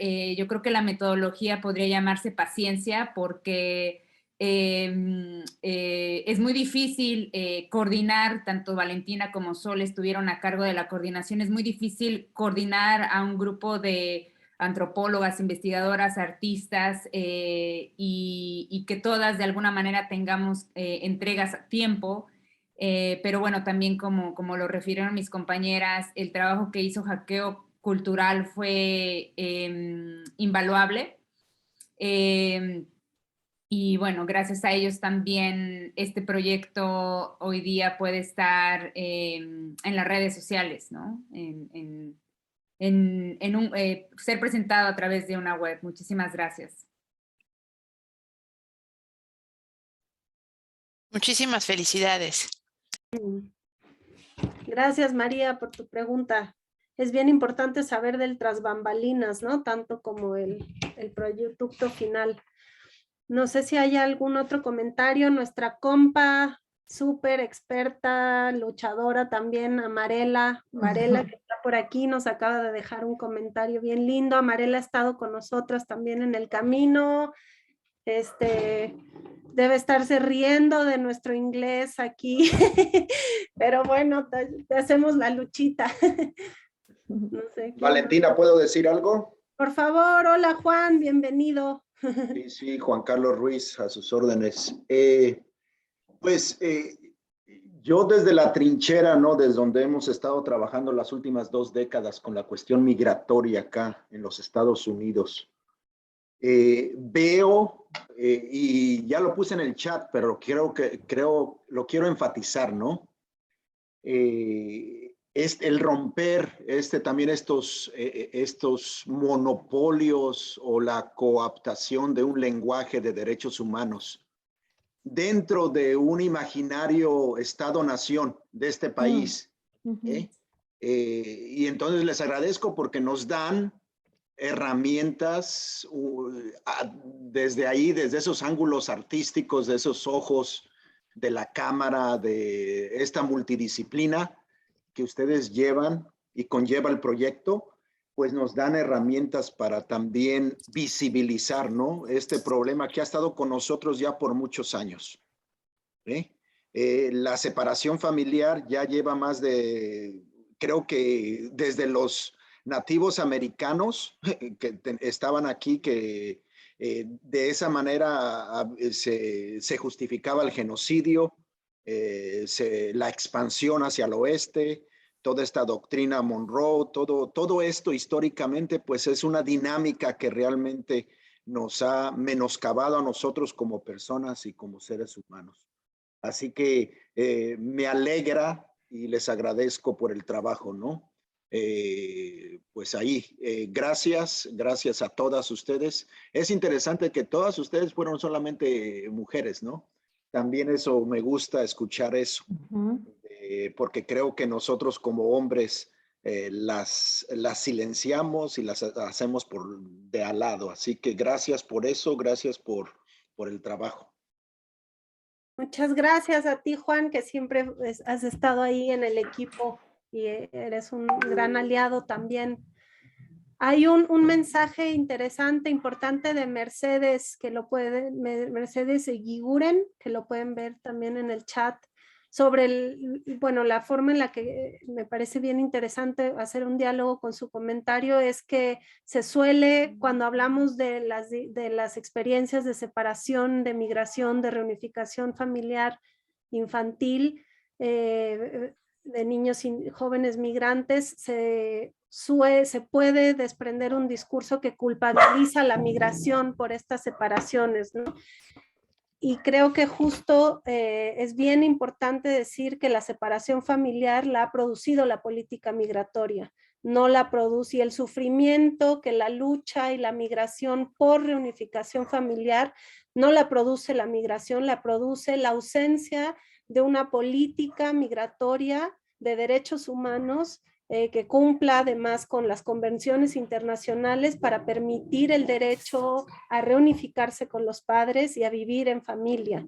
Y esto aplica también a lo que Mercedes está diciendo, que las organizaciones familiares en las comunidades de origen son mucho más amplias y complejas que la familia nuclear. Entonces, esta reunificación familiar o la lucha por no perder a la familia a causa de la movilidad forzada, incluye a la familia ampliada, a la familia extensa y no solo a la familia mononuclear. Yo creo que ahí, no sé si Aída quiera aportar algo más, Sole. Aída, lánzate, dale. Bueno, el entender también desde adentro, ¿no? Desde tener que convertirte en madre a los 12 de niños de 2 años, 6 meses, o de niños de 5 años que todas las noches lloran y te preguntan cuándo viene la mamá, y tú tienes que decirles día tras día que se fue a Cuenca, que el carro se dañó. O sea, hay un montón de otras cosas, de estas dinámicas de familias que creo que deben ser tomadas desde las políticas, desde las escuelas, porque muchas de las veces los guaguas ya bajan las notas y las profesoras se enteran cuando el guagua está súper mal, que los papás se han ido, o que ya los papás estando allá se han divorciado, o que ya los papás estando allá ya se han olvidado de ellos. Entonces también, para mí, hablar de la migración es también hablar desde este otro lado, desde aquellos que nos quedamos atrás. Entonces, entender que es también una parte no es tanto un imaginario, es también una parte real, es una parte real el hecho del sentir el abandono, y al mismo hecho la ansiedad cuando los niños llegan allá a los Estados Unidos, adaptarse. Y como bien lo comentó, no hay un espacio. Sin embargo, cuando hay fiestas y hay reuniones, se juntan los muchachos, dependiendo las edades, y se cuentan. Una de las primeras cosas es, ¿y vos cómo llegaste? ¿Y vos por poco? ¿Y quién te trajo? ¿No? Y comparan historias. Y es también importante tomar eso, porque sí, es una gran alegría ver a sus papás y todo. Cada historia es diferente y cada década es diferente, creo, de los que viajaron solos, pero viajar solo desde los Andes hasta los Estados Unidos es una diferencia tremenda. Y lo otro, entender también que estos tipos de familias que se van creando, estos tipos de hermandades que se van formando, son permanentes, que la salud mental también es permanente, que hay ahora un montón de viejitos, de abuelitas que tienen una depresión que uno no, es como, está en el campo, comen bien, tienen dinero, pero están solos. Y esa soledad no se puede sustituir.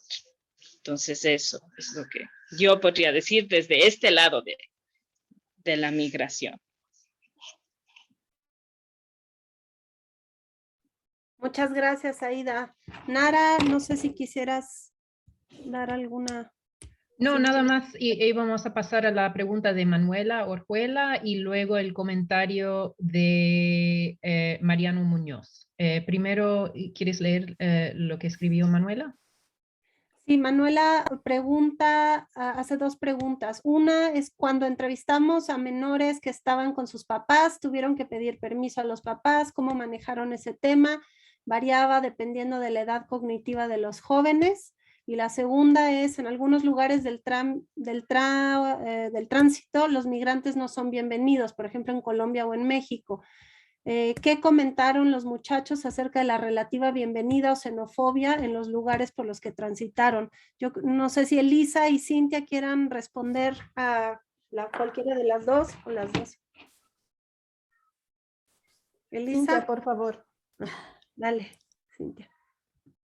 Bueno, con respecto a los niños, sí, por supuesto que hay que pedir permiso a los padres siempre. De hecho, aquí en los Estados Unidos, a diferencia de México, en la experiencia que yo tenía, es muy delicado tanto fotografiarlos como entrevistarlos. Entonces, también para mí era muy importante hacerles saber todo el tiempo lo que yo estaba haciendo, porque muchas veces no, se confunde el trabajo etnográfico o el trabajo artístico con el trabajo periodístico. Entonces, les comentaba en todo momento a los padres, este trabajo lo estoy realizando en estos momentos, las entrevistas, los talleres con los niños, y en 2, 3 o 4 años va a ser publicado. Esto por un lado, esa era la pregunta, ¿verdad? Para... Sí. Y quería comentar, por ejemplo, que en mi experiencia sobre la xenofobia había una constante en los niños y en las familias de hablar todo el tiempo de que ellos no eran criminales o no y eran personas ilegales. Y por ahí un comentario de Amarela, ¿no? De que ningún ser humano es ilegal. Es muy complejo de alguna manera de construir o disasociar ese término, el término ilegal, de los procesos por los cuales estas familias atraviesan, y también estos vínculos que tanto después de la detención se tienen, ¿no? De recurrentes entre los migrantes. Yo no era un criminal, como estas formas en las que el Estado-Nación y estas democracias liberales han construido en nuestra sociedad de dividirnos por quiénes son criminales, estas categorías que están muy acendradas, muy internalizadas, y que muchas veces es muy difícil a la hora de trabajar en comunidad diluirlas, ¿no? De alguna manera, incluso a veces hasta, no sé si decir prohibirlas, pero confrontar este lenguaje tan violento que socialmente hemos ido adaptando y construyendo en nuestra vida. De acuerdo. Elisa, ¿querías? Sí, perfecto. Nada más de añadir otra cosa que la primera pregunta de autorización de los padres. También tener la autorización de los padres no significa tener autorización para hacer todo lo que quieras o lo que los padres autorizaron. Entonces, muchos momentos está con los niños, los padres ya, bueno, entendieron parte y están en el proceso de entender lo que está pasando, pero los niños te dicen, eso no quiero, eso no es para eso, no quiero fotos, no quiero eso. Entonces, mucho más, bueno, tenemos que tener la autorización de los padres, pero eso no es suficiente para una investigación con los niños. Nada más añadir eso. Sí, súper importante ese aspecto, ¿no? La autorización que ellos dan y la organización que ellos ponen a nuestro trabajo es igual de importante, ¿no?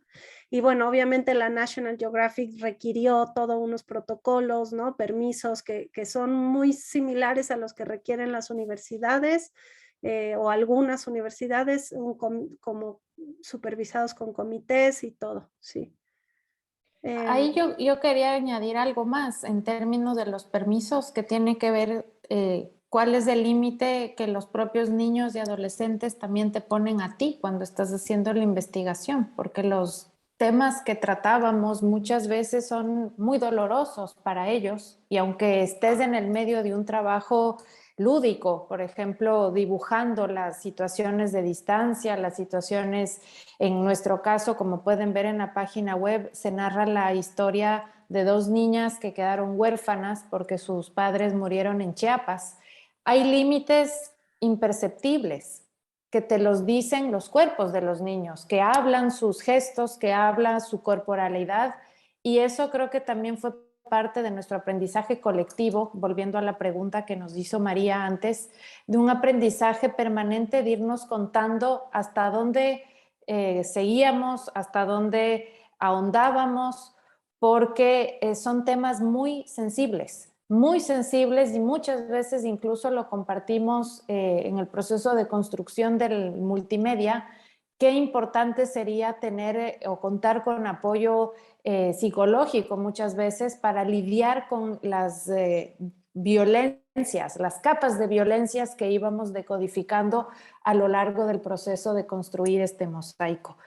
Y yo quiero cerrar con algo más porque sé que ya mismo se acaba este momento, y quiero retomar lo que Juan dijo. Juan, tú dijiste que es muy importante descentrar la atención del Estado-nación y del nacionalismo metodológico que nos atraviesa también, y ese fue otro desafío, vuelvo a la pregunta de María, que recorrió el proyecto. ¿Cómo hacemos para que este proyecto muestre que la frontera externalizada de Estados Unidos no solo va hasta México ni hasta Guatemala, sino que llega hasta los Andes, incluso puede llegar hasta Brasil, y que esos efectos se sienten en los cuerpos y en las vidas de los niños con los que estábamos trabajando? Y eso supone que es un llamado transnacional y colectivo en ese sentido a todos los investigadores e investigadoras que se comprometen políticamente a construir una política que reproduce violencias continentales. Creo que ese es otro sentido de este trabajo, y que ojalá podamos seguir empujando más diálogos. Les mando un abrazote y otra vez muchísimas gracias. Igual, un poco a manera de cierre y engarzando con este súper importante comentario que ha hecho la Sole, en el proyecto era muy importante para nosotros también descentrarnos de la frontera México-Estados Unidos, ¿no? Que tanto configura, moldea nuestro imaginario sobre la migración, y la realidad es que no es la migración, ¿no? Son las migraciones surgiendo, transformándose todo el tiempo, ¿no? Entonces, lo que sucede ahora mismo en la frontera boliviana, colombo, venezolana, es importantísimo, por una parte, descentrarlo de lo que sucede en México, Estados Unidos, pero también al mismo tiempo ver los efectos de las externalizaciones de las fronteras, ¿no? Como el modelo de fronterización y el border regime, ¿no? De México, de Estados Unidos, se está exportando y externalizando y expandiendo a tantos otros lugares y fronteras, ¿no? Entonces es un juego doble, como de estarse descentrando y cuestionando, y al mismo tiempo ver cómo si vivimos en un régimen de la frontera global, ¿no? Que exporta, hablando de la racialización y la xenofobia, sí exporta modelos de supremacistas, y exporta modelos de muerte que sí se construyen sobre líneas raciales y sí se construyen sobre líneas de Estado-nación que están surgiendo en las supuestas democracias liberales dominantes de nuestro continente. México es un clarísimo ejemplo en este sentido, cómo nos hemos convertido en el traspatio, ¿no? De una política migratoria racista, supremacista, que nos está obligando a volvernos en una frontera que no es una línea, es una frontera que abarca 5,000, 6,000, 7,000 kilómetros, ¿no? Entonces es importantísimo desde esto estar conscientes críticamente y resistir, y justamente producir, pensar y sobre todo co-construir juntas y juntos, ¿no? Desde otras narrativas, porque como bien se dice, solo entre todas sabemos todo, y solo entre todas, con las voces de todas, podemos representarlo de la forma más adecuada y justa posible, ¿no? Pues no sé, Cinthya, Nara, Elisa, Aída, Hazel, no sé si todavía está, si quisieran hacer una última, ya estamos al filo, no sé si quisieran hacer la despedida. Yo quisiera agregar un poco también para complementar a la pregunta de María Parra sobre las metodologías y sobre esta relación que tuvimos con los niños al fotografiarlos o al trabajar con ellos en talleres. Para mí una de las preguntas durante el proceso fue, en el caso de las personas que vivían en santuario, los medios de comunicación estaban muy hambrientos de contar sus historias tanto como un reality show. Y para mí, la pregunta fue cómo documentar estas narrativas en colaboración, extrayendo estas prácticas. No solamente es una forma de pensamiento, una ideología, sino estas prácticas tan extractivistas que están tan acendradas, no solamente en la academia, en la antropología, en la sociología, sino también en el periodismo y en la fotografía, que ha servido al colonialismo desde sus inicios, desde su génesis, para eso, ¿no? Para expandir su imperio, para colonizar, para extraer. Entonces, para mí, yo me veía de pronto con mi cámara violentando a las familias. Era, como decía Sole, momentos muy íntimos, muy vulnerables, donde yo pensaba si mis fotografías o incluso este trabajo de mosaico iba a servir de alguna manera para que estas familias pudieran obtener un alivio migratorio o para que estos niños pudieran desentir trauma. Entonces creo que una de las reflexiones en mi caso fue cómo trabajar en un futuro usando prácticas menos violentas, más colaborativas, más pluralistas, un poco también todas estas reflexiones extraídas de estos análisis que ha hecho muy bien Cristina Rivera Garza, ¿no? De narrativas pluralistas en compadrazgo con los otros. Y pues nada, agradecer este espacio a Columbia University, pero también a Colectivo Infancias. Muchas gracias. Elisa. Y nada más agradecer muchísimo la oportunidad, decir que hay mucho más que compartir de las experiencias, pero aquí empezamos, creo, y pedir a todos que nos vayan hasta nuestra página y nos busquen, porque aquí queremos estar todo el tiempo hablando de todas las experiencias y hacer visible todo lo que los niños están construyendo, porque ellos están construyendo muchísimas cosas y tenemos que escucharlos. Nada más eso. Gracias. Pues muchas gracias al Semeca, a Nara, por estar y a todos ustedes por estar aquí. Y gracias a todos los y las que sintonizaron. Entonces ya con eso creo que cerramos, y si alguno de ustedes quiere quedarse un minuto después, si alguien tiene otra pregunta, si no, cerramos y agradecemos a todos y todas por su participación y su trabajo. Gracias. Gracias. Un abrazo. Abrazos a todas.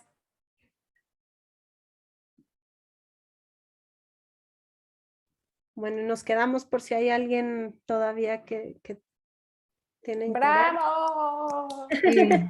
Sí. Están grabando, Muchísimas están gracias. grabando. Siguen grabando. Ya, voy a déjame ver cómo se hace para pause recording, stop recording. Ok.